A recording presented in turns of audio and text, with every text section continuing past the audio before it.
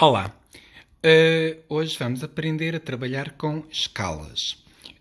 Começo por falar do que significa escala, claro. Escala é um elemento que é muito utilizado tanto em história, como em geografia, como em ciências, como nas próprias artes.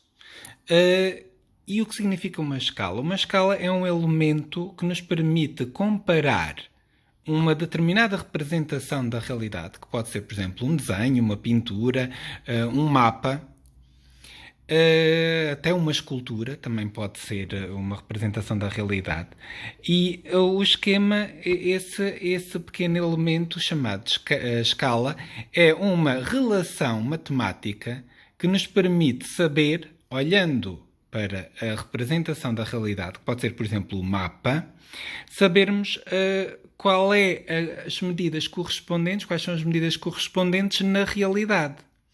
Por exemplo, reparem aqui nesta escala que aparece neste mapa. Aparece aqui escrito 100 km. E depois aparece aqui um tracinho. Quer dizer que qualquer distância no mapa que tenha este comprimento corresponde na realidade a 100 km. Ok? Claro que há outra maneira de representar as escalas, que vai ser a que eu vou ensinar a seguir, que é uma escala em que não fazemos referência à unidade de medida, nem aos quilómetros, nem hectómetros, nem metros, nem nada semelhante. Então, mas comparando esta pequena unidade de medida com outra distância qualquer, por exemplo, imaginem que eu queria saber o comprimento do rio Garona. Se eu quisesse, então, eu veria mais ou menos qual é a distância percorrida pelo rio. Obviamente, como é uma curva, teria que ser um valor aproximado. Eu mediria mais ou menos quanto é que seria isto. E depois compararia com esta medida que está aqui e ficaria a saber o comprimento real do rio, usando então o quê? A escala. Tal como se eu estiver a ver uma obra de arte, eu também posso medir, sei lá, o nariz ou os olhos da pessoa e depois verificar se nesta figura, se neste quadro, os objetos, os órgãos, os dedos, são maiores ou menores que na realidade, poderei saber, sabendo a escala, qual é o comprimento das várias coisas na realidade em comparação com o desenho. Pronto, é para isso que serve uma escala. E então, o que é que nós vamos aprender hoje a trabalhar com escalas? De que maneira? Primeiro, a saber que existem dois tipos de escalas. Existem as chamadas escalas de redução, que representam coisas que, na realidade, são muito maiores, e então nós desenhamos-las menores, por isso fazemos uma redução. E depois existem também as escalas de ampliação, que são escalas em que o objeto que nós queremos representar, na verdade, é muito mais pequeno, ou é mais pequeno, do que aquele que nós desenhamos. Por exemplo, imaginem que desenham uma formiga. Se estiverem a desenhar uma formiga, é provável que a possam desenhar maior do que é na realidade, ou um micróbio. Tenho aqui o exemplo de dois problemas que vamos trabalhar. Num deles temos a Torre Eiffel. Ora, a Torre Eiffel, na realidade, é muito maior do que o desenho que nós vimos aqui. Portanto, a Torre Eiffel está desenhada com uma escala de redução, enquanto que aqui a paramécia está desenhada a uma escala de ampliação. Okay? A paramécia, que é um micróbio, que nós vemos ao microscópio, aqui está desenhado muito maior do que é na realidade. Por isso, utilizamos uma escala de ampliação. E depois existem ainda as escalas naturais, que é quando desenhamos alguma coisa tal e qual como é na realidade. Isto é, 1 centímetro vai corresponder a 1 centímetro, 1 metro vai corresponder a 1 metro também. Portanto, imaginem se eu quiser desenhar a mão de uma pessoa, E se eu a desenhar exatamente com o tamanho dela, estarei então a utilizar a escala natural de 1 para 1. Mas então, se for uma escala de redução, reparem, temos sempre o antecedente e o consequente. O antecedente nas escalas de redução vai ser sempre 1 e o número de baixo tem que ser maior do que 1. Se for uma escala de ampliação, é o antecedente que tem que ser maior do que o consequente, que terá de ser 1. Na escala natural, já sabem, o antecedente e o consequente são iguais, é 1 por 1. Portanto, na redução temos o antecedente e o consequente. Quando é uma escala de redução, o consequente é maior do que o antecedente, que tem que ser 1. Ok? O antecedente, já sabemos, é 1. E agora como é que utilizamos as escalas, como é que descobrimos escalas, como é que descobrimos medidas usando as escalas? Usando uma regra 3 simples, usando cálculos de proporcionalidade direta. Reparem nestes exemplos que vamos dar deste problema. No problema que aparece aqui da Torre Eiffel, diz assim: este desenho é uma redução ou uma ampliação? Obviamente que é uma redução, como já vimos. Depois pergunta, portanto, na escala, qual é que vai ser maior, o antecedente ou o consequente? Ora, como é uma redução,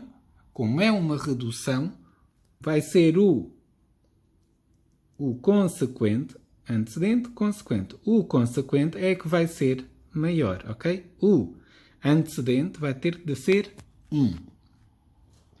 Depois diz, determina a escala deste desenho, sabendo que a altura real da Torre Eiffel é de 324 metros. Portanto, se eu pegar numa régua, se eu medir a altura do desenho, okay, eu vou aqui com a régua, meço e dá-me 12,5 centímetros.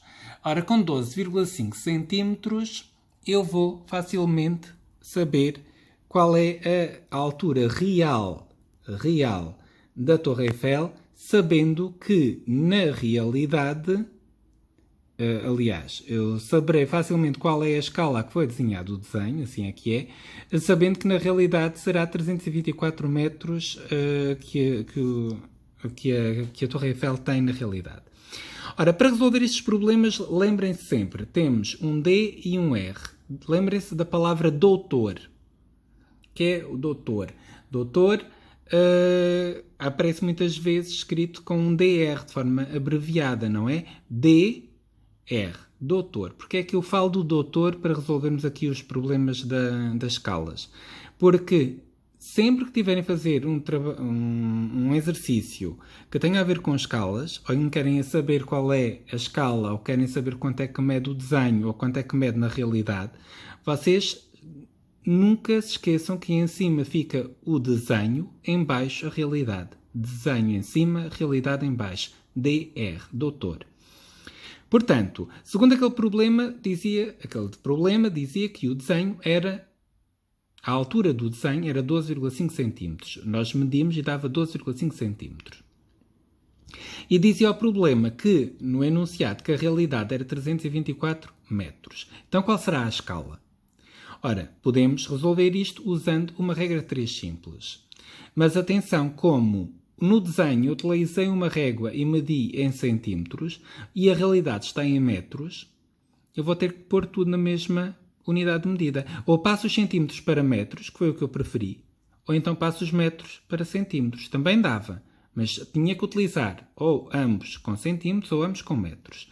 Eu preferi pôr tudo para metros, mas por uma questão meramente porque me apeteceu ser metros e não outra coisa. Portanto, o desenho é 0,125, vai para cima. D, doutor, já sabem, desenho em cima, realidade em baixo.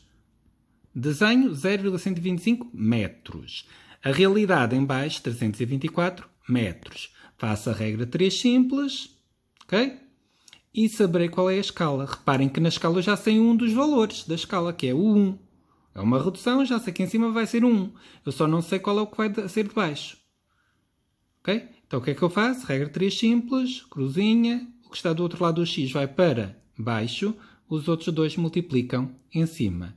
Ora, 324 vezes 1 é 324. A dividir por 0,125 vai dar 2.592. Portanto, a escala é 1 para 2592.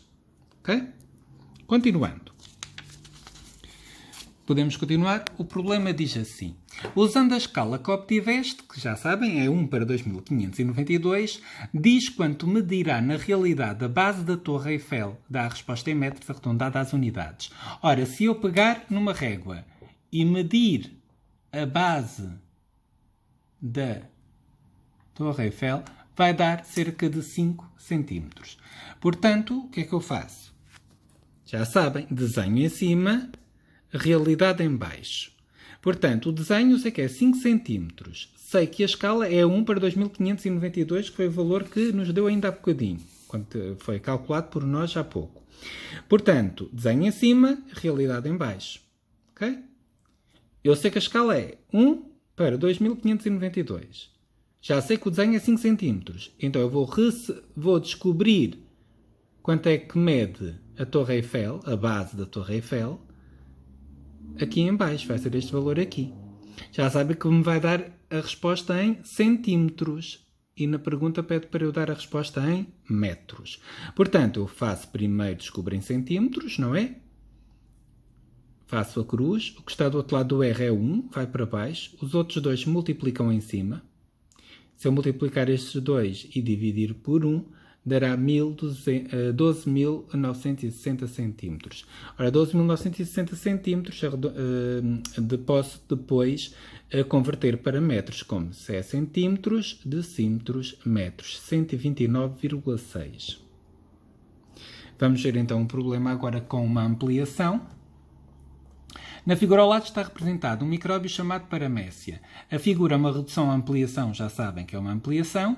Agora, sabendo que a figura está à escala aproximadamente 444 para 1, faz as medições necessárias e determina o seu comprimento real. Dá a resposta em milímetros arredondados às centésimas.